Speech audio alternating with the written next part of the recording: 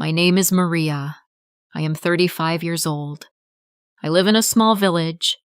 Life here is quiet, and most days are long. I wake before the sun, light the fire, and start my work. I make coffee, cook breakfast, clean the house, and care for the animals. My hands are rough. My back aches, but I keep going. My husband, Luis, has always been proud and distant. He never notices my work. He never thanks me. Sometimes his words are worse than the long hours of labor. I try to stay quiet. I tell myself that love can fix everything, even him. One afternoon, the tension between us grew too much. "Maria," he said, his voice sharp. "Why is the house still not perfect? The yard is messy. The bread is not ready yet." "I have been working since before sunrise, Luis," I replied, trying to keep calm. "I washed the clothes, fed the animals, prepared breakfast, and still you complain." He frowned. "I deserve more than this. I work hard too. I should not have to see this every day." "You never notice anything I do," I said, my voice rising.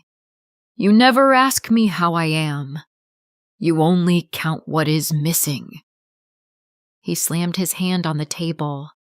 "I need a life with more light. I cannot stay here.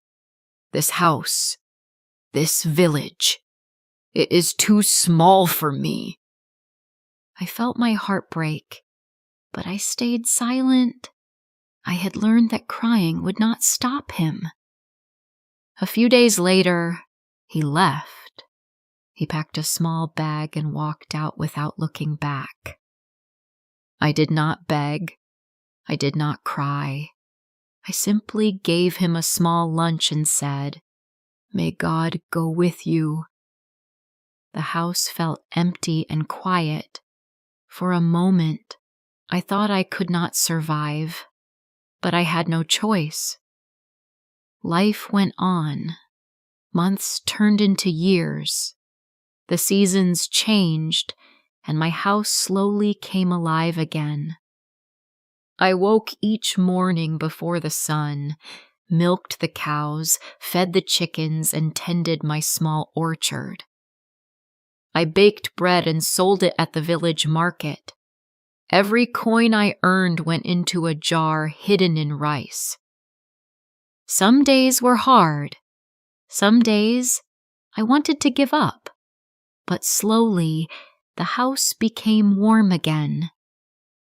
I painted the walls, fixed the floor, and made curtains from old cloth. The orchard grew fruit. The chickens multiplied. The village began to notice me.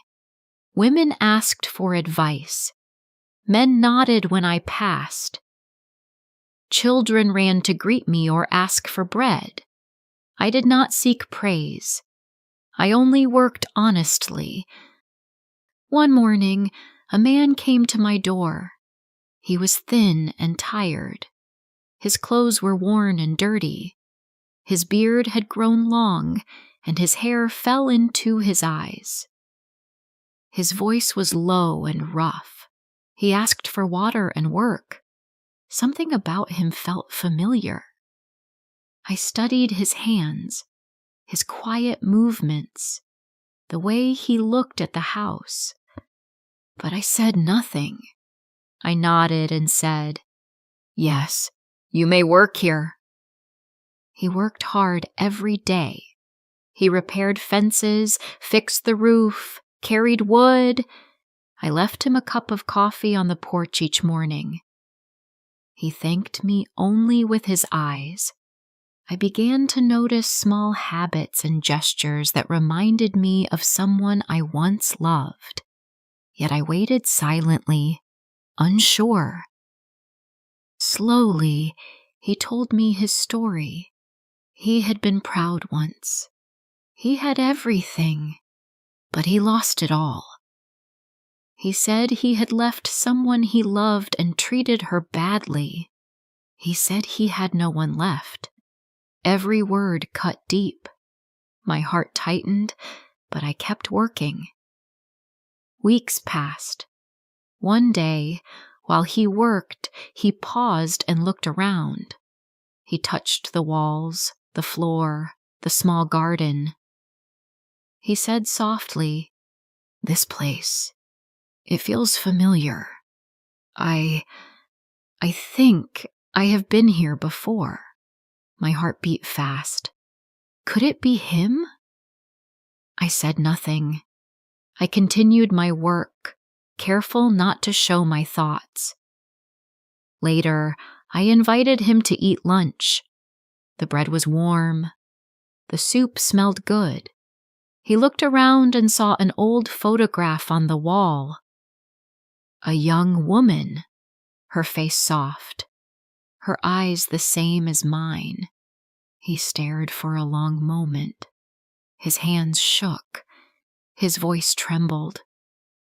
It cannot be. Is it really you?" "Yes," I said calmly. "I am the woman you left." He sank onto a chair. His head hung low. I do not deserve forgiveness," he said. "I do not even deserve to see you." I placed my hand on his shoulder. Forgiveness is not for those who deserve it. It is for those who need it. He looked up slowly. Tears ran down his face. I let him cry. No words could heal the past. Only time could. After that day, he stayed and worked with respect. He helped with the house and farm. He listened to my advice. He laughed softly at small things. He learned humility. I watched him quietly. I did not forget the past, but I forgave to free myself. Seasons passed. The orchard bore fruit each year. The chickens grew and multiplied. The house felt alive. Luis, he was gone forever, but the man who returned learned patience and respect. Sometimes we faced small disagreements. A fence broke. A basket of eggs fell, but we solved it together quietly. Life was not perfect, but it was real. I understood at last. Life is not about who hurts you or who leaves. It is about who stays, works quietly, and learns. Love is not about what you receive. Love is about what remains when everything else is gone.